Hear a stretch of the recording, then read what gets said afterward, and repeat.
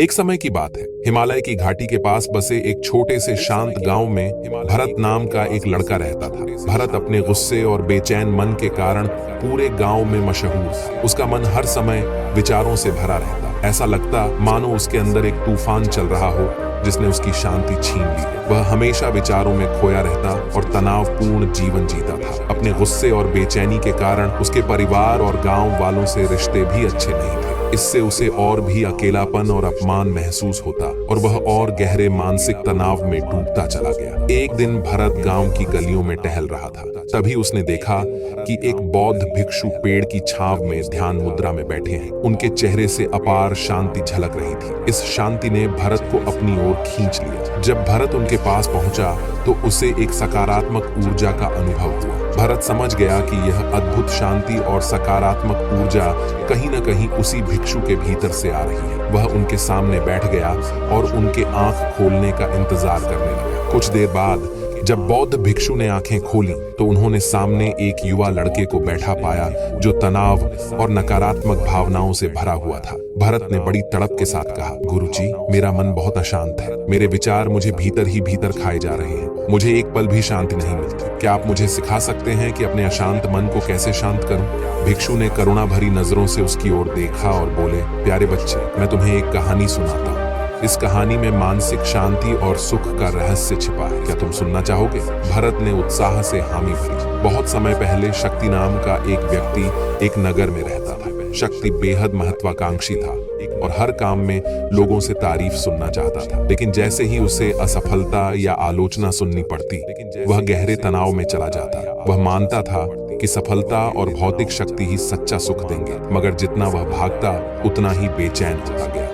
एक दिन शक्ति की मुलाकात महाकौशल नामक प्रसिद्ध बौद्ध भिक्षु से हुई। महाकौशल गहन ध्यान में निपुण और अत्यंत शांत चित्त व्यक्ति थे। शक्ति ने उनसे पूछा, गुरुवर, मैं हमेशा सफलता के पीछे भागता हूँ, फिर भी मुझे सच्चा संतोष नहीं मिलता। इस बेचैनी के बीच मैं शांति कैसे पाऊं? महाकौशल ने कहा, तुम्हारा मन एक उफनती नदी की तरह है जो कभी स्थिर नहीं रहता। शांति पाने के लिए तुम्हें विचारों को पकड़ने के बजाय छोड़ने की कला सीखनी होगी। शक्ति चकित हुआ, विचारों को कैसे छोड़ूं? मेरी इच्छाएं और महत्वाकांक्षाएं तो मुझसे जुड़ी हैं। भिक्षु मुस्कुराए और बोले, कल्पना करो, तुम्हारे हाथ में पानी से भरा गिलास है। जितना देर तक उसे पकड़े रहोगे उतना भारी होता जाएगा, और अगर बहुत देर पकड़े रहोगे तो हाथ दुखने लगेगा। लेकिन जैसे ही उसे छोड़ दोगे, बोझ तुरंत हल्का हो जाएगा।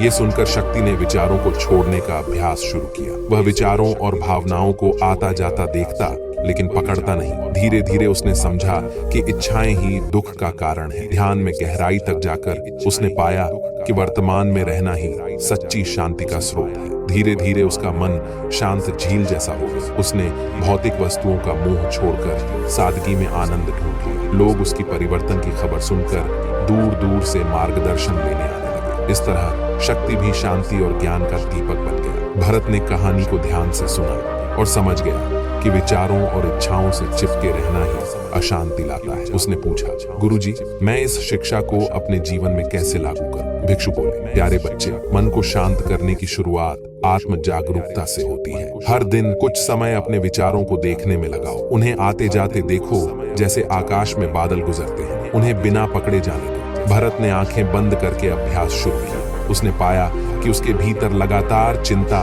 और इच्छाएं उठ रही हैं। लेकिन जैसे ही उसने केवल देखने का अभ्यास किया, उसे गहरी शांति महसूस हुई। फिर भिक्षु ने कहा, जब विचार बहुत मजबूत हों और मन न माने तो श्वास पर लौट आओ। अपने पेट की गति और सांसों को महसूस करो। सांस तुम्हें वर्तमान में लौटा देगी और शांति का अनुभव कराएगी। भरत ने जब श्वास पर ध्यान लगाया तो उसे तुरंत शांति का अनुभव हुआ। भिक्षु ने कहा, जैसे निरंतर अभ्यास से मांसपेशियां मजबूत होती हैं, वैसे ही निरंतर ध्यान से मन शांत होता है। यह आसान नहीं है, पर दृढ़ इच्छा शक्ति और खुले दिल से तुम भीतर की शांति पा सकोगे। भरत ने वचन दिया कि वह रोज ध्यान करेगा और अपने अशांत मन को शांत करने का अभ्यास करेगा। समय के साथ भरत का जीवन बदल गया। वह गांव में शांति और ज्ञान का प्रतीक बन गया। लोग अपने तनाव और दुख कम करने के लिए उससे मार्गदर्शन लेने आने लगे। भरत लोगों को सिखाता कि हर काम जागरूक होकर करो। खाने में हर कौर का स्वाद लो। धूप में खड़े हो तो उसकी गर्मी को महसूस करो। दूसरों को ध्यान से सुनो